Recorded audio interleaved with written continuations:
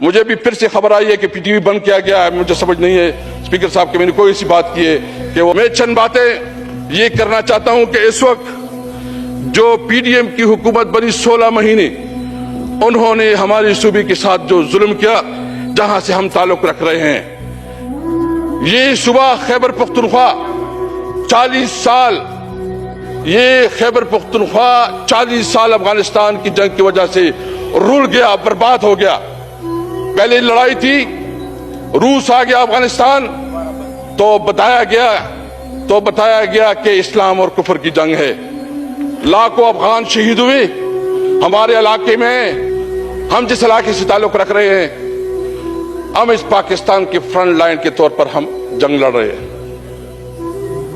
40 साल इस सरजमीन पे जंग हुई। रूस आया तो हमारे कबायली अजला खैबर पख्तूनख्वा उस पे सबसे ज्यादा मुतासिर हुए। हमसे कलम छीना गया, हमें क्लाशनकोफ हाथ में थमाया गया। हमने उस जंग में इस्लाम और कुफर के हवाले से हमारे जवानों ने, हमारे बुजुर्गों ने हिस्सा लिया, लेकिन पता चला कि वो अमेरिका और रूस की जंग थी, वो इस्लाम और कुफर की जंग नहीं थी। वार ऑन टेरर के नाम से जंग शुरू हुई। वार ऑन टेरर के नाम से हमारे इलाके में फिर हम इस जंग में शामिल हो गए। मेरे कबाइल के काफी हमारे साथी इधर बैठे हैं, इनसे आप पूछ सकते हैं।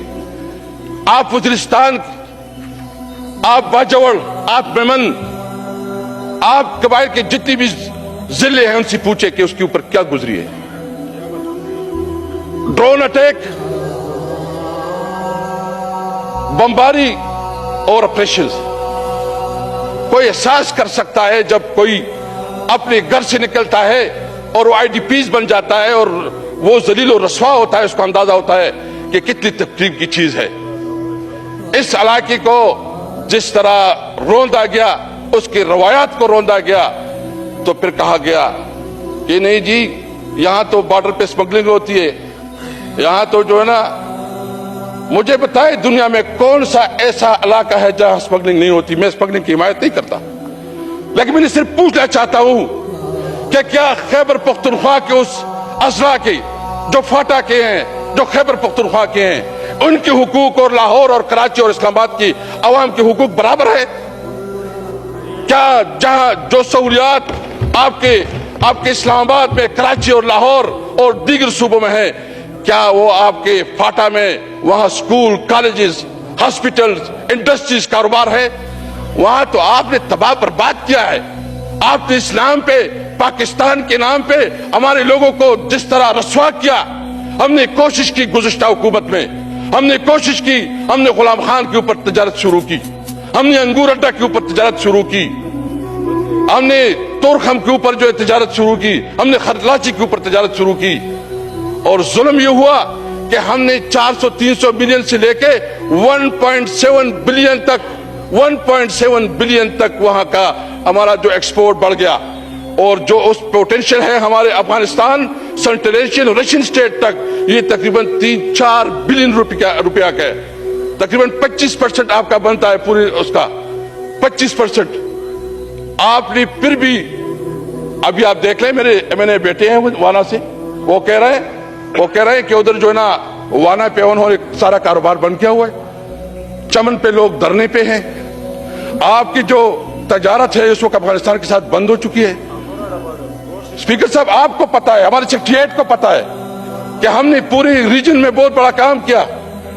मुझे बताएं कि हमारा गुनाह क्या है कि इस वक्त हमारे पेशावर में कोई कारोबार नहीं कर सकता, हमारे फाटा में कोई कारोबार नहीं कर सकता, हमारे सूबे में कोई रोजगार नहीं कर सकता। कारोबार करता है तो उसको टेलीफोन कॉल आते हैं, बत्ती की कॉलें आती है, इसलिए कि अफगानिस्तान बॉर्डर पे है और वहां जो हम मुश्किलात गुजार रहे हैं, तो हमारी जिसके पास थोड़ा बहुत पैसा था, कोई माइग्रेट कर गया इस्लामाबाद, कोई माइग्रेट कर गया पंजाब, कोई माइग्रेट कर गया कराची और कोई माइग्रेट कर गया ओवरसीज में। हम समझते हैं कि सबसे पहले आप इस पार्लियामेंट में माहिदा हुआ था, मर्जर जब हो रहा था माहिदा हुआ था कि एनएफसी अवार्ड में फाटा के लिए स्पेशल पैकेज दिया जाएगा और उसमें नहीं 30% नहीं 3% जो है یہ ہم اپنے شہر میں دیں گے فاٹا کے ڈیولپمنٹ کے لیے. آج تک ایک پیسہ نہیں دیا گیا, نہ پنجاب نے دیا, نہ سندھ نے دیا, اور نہ مرکز نے دیا. خیبر پختونخوا دیتے اپنا. وہاں تو اس وقت فائنینشیل بہت بڑی ایک کرنچ آ چکی ہے. اس وقت تو جو ہمارا صوبہ ہے وہ معاشی لحاظ سے بالکل اس کے پاس تنخواہوں کے لیے پیسے نہیں ہیں. یعنی 72 صرف جو ہمارے اس وقت فنڈ رہتے ہیں وفاق کے پاس جو ہمارے فنڈ رہتے ہیں وہ 72 بلین 72 بلین صرف نیٹ ہائیڈل پروفٹ ہے. صرف نیٹ ہائیڈل پروفٹ میں ہمارے جو ہے نا 72 بلین رہتے ہیں. اور دوسرا جو کمٹمنٹ کی گئی تھی 2023-24 کے بجٹ میں کہ 262 بلین دیں گے, ابھی تک کوئی فنڈ نہیں دیا گیا.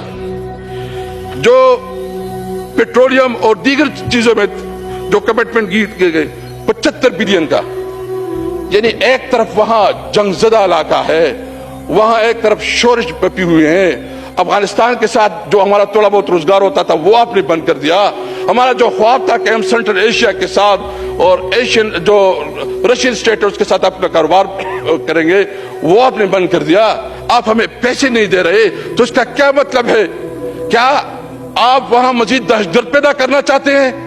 کیا آپ وہاں مزید ایکسٹریمزم بنانا چاہتے ہیں؟